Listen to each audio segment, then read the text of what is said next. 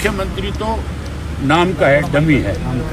ये तो केवल दिखाने के लिए क्या रखा गया है हमारे हरियाणा प्रदेश में कि भी हमने एक मुख्यमंत्री दे रखा है आपको। मुख्यमंत्री तो अगर इस पर कोई कार्रवाई करते तो जिस दिन हमने उनको ज्ञापन दिया था 12 मार्च को, उसके बाद उन्होंने हमें आश्वासन दिया था, तो फिर अब तक इस पर फैसला ले लेना चाहिए था। जबकि 1 तारीख से तो परचेज शुरू हो जाएगी। गेहूँ तो रात को कटती है, दिन में तो आग लगने का डर रहता है।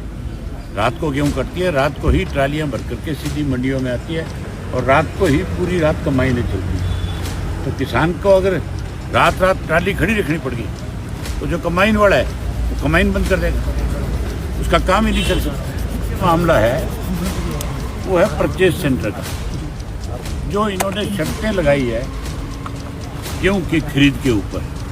जिस तरह से आपको ट्रैक्टर ट्राली का नंबर देना होगा, उसके बाद मंडी में जाकर के गेट पास लेना होगा, आपको बायोमेट्रिक जो है उसको लेकर के अंदर जाओगे, 3 लोग उसमें आपको नॉमिनी होंगे।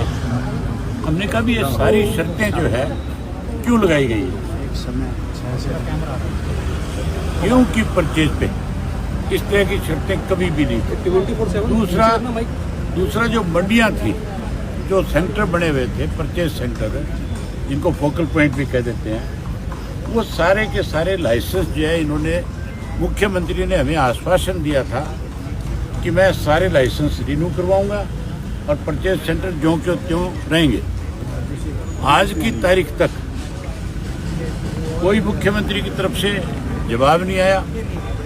जो आश्वासन दिया उसको अब तक पूरा नहीं किया।